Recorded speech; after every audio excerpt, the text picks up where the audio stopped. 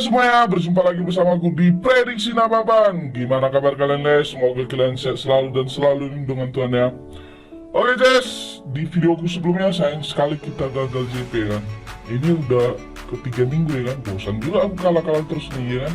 Asik kalah ya bah, asik di peras bandot aja kita ya kan. Oke, kita lihat buildku ya. Di buildku semalam ada kalah satu ya kan. Di MU melawan Watford. Di sini aku mengambil pur 1/4, sayang sekali skornya itu 0-0 ya. Aduh, ini udah main di kandang tetap aja tolol ya kan. Wah anjing juga. Di yang kedua di sini Bayer Leverkusen melawan Arminia Bielefeld. Di sini aku ambil dengan Bayer Leverkusen dengan pur 1/4, skornya itu 3-0, kita berhasil menang. Di Blackpool melawan Reading, di sini aku ambil Blackpool dengan pur 1/4, skornya itu 4-1, kita berhasil menang. Oke, di build kedua gue ya kan, loss semua ya kan. Makanya kalau kalian nanti masang, usahakan dibalikkan ya kan. Siapa tahu kalian JP ya kan. Aku dari kemarin asik loss gini aja ya kan. Oke, yang pertama di Everton melawan City, di sini aku pur 1,5. Skornya itu cuma 1-0 ya, kita gagal. Di Empoli melawan Juventus, di sini aku ambil under nih ya kan. Under 3, sayang sekali skornya itu 2-3. Di sini kita gagal. Di Rayo Vallecano melawan Real Madrid, di sini aku ambil over 2/4 nih ya. Sayang sekali skornya di sini cuma 0-1, kita gagal. Di Sassuolo melawan Fiorentina, di sini aku ambil Fiorentina dengan leg-legan ya. Sayang sekali skornya itu 2-1. Wah, hantam kita sama bandut ya kan. Oke, di sini aku akan prediksi 4 tim lagi dari Liga Inggris dan Cup ya. Masuk ke yang pertama, di sini ada West Ham melawan Wolverhampton. Di sini Bandar memberikan puran setengah, puran 1/4, puran 3/4 dan puran leg-legan nih. Sedangkan di over-under ya, di sini ada over-under 2/4, ada over-under 2, ada over-under 2,5 dan ada over-under 1/3 nih. Oke, kita lihat sedikit statistiknya. Oke, di statistiknya kali ini ada 3 pemain West Ham yang tidak dimainkan dan 1 lagi masih dipertanyakan. Sedangkan di Wolves ada 1 pemain yang tidak dimainkan dan 1 lagi masih dipertanyakan ya.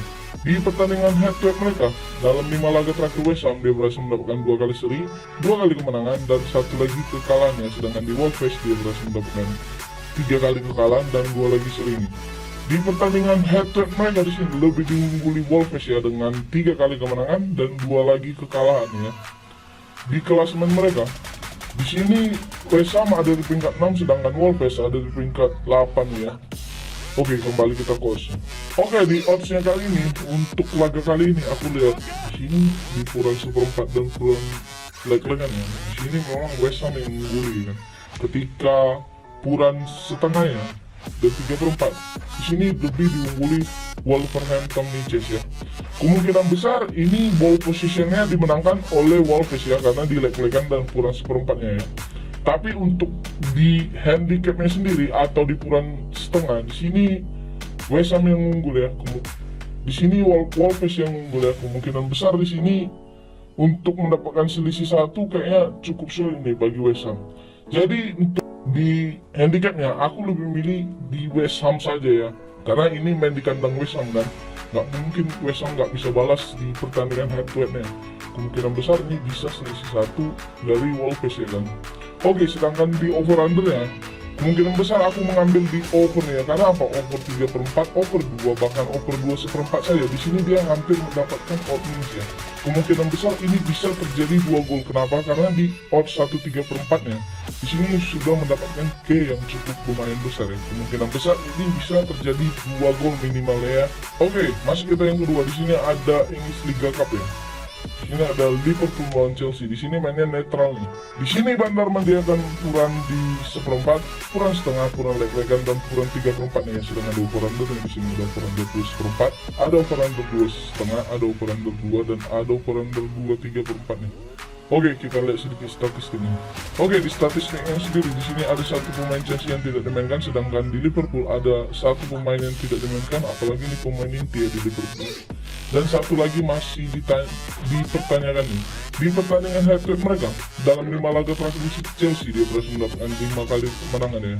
Perfect dia dapat, sedangkan di Liverpool juga mendapatkan 5 kali kemenangan nih. Di pertandingan head-to-head mereka di sini lebih diungguli Liverpool nih dengan 2 kali kemenangan, 1 kali kekalahan dan 2 lagi seri nih ya. Di penarikannya di sini sudah menyampai final ya. Oke, kembali kita ke oddsnya. Di oddsnya kali ini aku lihat Liverpool masih berani ngepur setengah ya, tapi di sini dia kurang unggul ya. Kemungkinan besar ini untuk mendapatkan selisih 1 gol kayaknya cukup sulit ya kan. Jadi untuk handicapnya kali ini aku lebih memilih di Chelsea ya. Kenapa di Chelsea? Karena di sini Liga Cup-nya kemungkinan besar dimenangkan oleh Chelsea, kemungkinan besar karena Chelsea ini haus akan kejuaraan ya, kemungkinan mungkin dia bisa minimal itu seri ya kan, karena di oddsnya sendiri kita lihat di seperempat aja dia hampir mendapatkan odd minus ya kan, bahkan di 3/4 di seperempatnya saja dia hampir mendapatkan odd minus.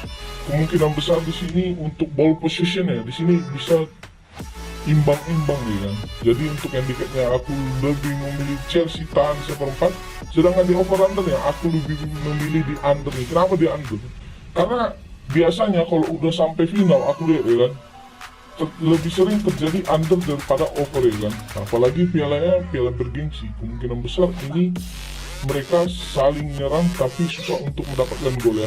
Jadi untuk laga kali ini di over undernya aku lebih memilih di under 2,5 atau 2/3 ya. Oke, masuk ke yang ketiga. Di sini ada AS Monaco melawan Reims. Di sini Bandar memberikan kurang 1/4, kurang 1 dan kurang 1,5 nih. Sedangkan di over under yang di sini ada over under 2,5, ada over under 2/3, ada over under 2/4 ya. Oke, kita lihat sedikit statistiknya. Oke, di statistiknya sendiri ada 7 pemain Monaco yang tidak dimainkan, sedangkan Reims ada 8 pemain yang tidak dimainkan nih.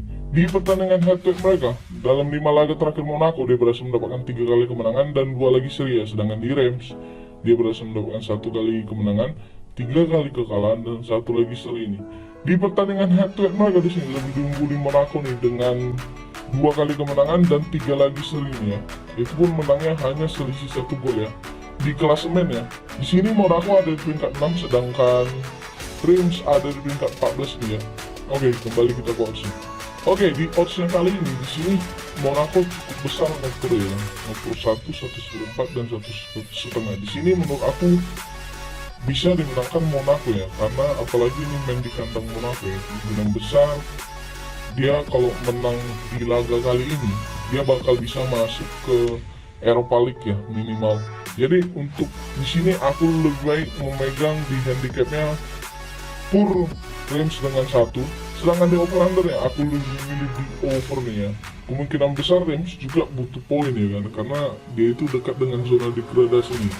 Jadi di sini aku rasa dia pasti bisa mencetak 1 gol dan Monaco itu mencetak 3 gol ya. Prediksi skor aku di sini untuk Monaco dan Reims di sini bakal 3-1 nih. Oke, masuk ke yang ke-4. Di sini ada Villarreal melawan RC di Espanyol. Di sini Bandar memberikan kurang 1, kurang 1/4, kurang 3/4 dan kurang 1,5 nih. Sedangkan di over under yang di sini ada over under 2/3, ada over under 2,5, ada over under 3 dan ada over under 2/4 ya.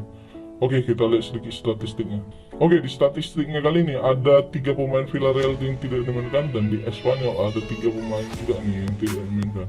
Di pertandingan head-to-head mereka, dalam 5 laga terakhir Villarreal dia berhasil mendapatkan 2 kali seri dan 3 lagi kemenangan nih. Sedangkan di Espanyol dia berhasil mendapatkan 3 kali seri dan 2 lagi kekalahan ya. Di pertandingan head-to-head mereka di sini lebih diungguli Spanyol nih dengan 2 kali kemenangan, 1 kali kekalahan dan 2 lagi seri nih ya. Di klasemen ya, di sini Villarreal ada di peringkat 6, sedangkan Espanyol ada di peringkat 14 nih. Oke, kembali kita ke oddsnya. Di oddsnya kali ini aku lihat untuk kurang 3/4 dan kurang 1 di sini Espanyol lebih unggul ya. Tapi untuk kurang 1/4 dan 1,5 di sini Spanyol yang unggul. Kemungkinan besar ini hanya bisa selisih 1 gol ya. Jadi untuk di handicapnya kali ini aku lebih baik menahan RCD Spanyol dengan 1/4. Karena apa? Karena di sini Villarreal itu kan masih main di Champions. Kemungkinan besar dia peluang untuk di Liga cukup kurang ya. Jadi di sini untuk laga kali ini aku lebih memilih di RCD Spanyol tahan 1/4. Sedangkan di over undernya aku lebih memilih di under ya. Karena apa? Karena di sini Villarreal baru siap main di Champions kemarin melawan Juventus. Hasilnya itu 1-1. Kemungkinan besar nanti main di kandang Juventus dia bakal mati-matian ya. Jadi untuk di Liga kemungkinan besar dia bakal stay dulu ya kan, main humble. Tahu kalian humble kan? Jadi untuk laga kali ini aku lebih milih di under ya di Villarreal, karena nggak mungkin over terus di pertandingan head to head mereka kan selalu over nih. Kemungkinan besar ini bakal terjadi under ya guys. Oke, sekian dulu prediksiku. Utamakan prediksi sendiri ya. Kalau cocok kau rasa kau gas ya kan, kalau nggak cocok kau rasa nggak usah kau gas, terbang kau nanti ya kan. Prediksi ini gratis ya guys, tidak dipungut biaya. Kalau mau kau join ke grup WhatsAppku, nanti aku sertakan di kolom komentar guys. Oke, sebelum tutup video ini, kau support dulu aku dengan cara klik tombol like, comment, share, dan subscribe-nya. Dan jangan lupa kau nyalakan juga lah lonceng notifikasinya biar dapat video terbaru dari gue. Oke guys, jangan lupa juga kalau kalian nggak bisa bergabung di WA aku, grup WA aku, bisa kalian masuk ke FB ku di Saputra Nababan dengan foto profil dengan prediksi Nababan ya. Di situ aku sering ngeser juga ya. Kemungkinan besar kalian bisa mengikutinya lewat Facebook juga nih guys ya. Oke guys, sekian dulu, sampai jumpa dan terima kasih. Salam JP, see you next time, bye. Cut.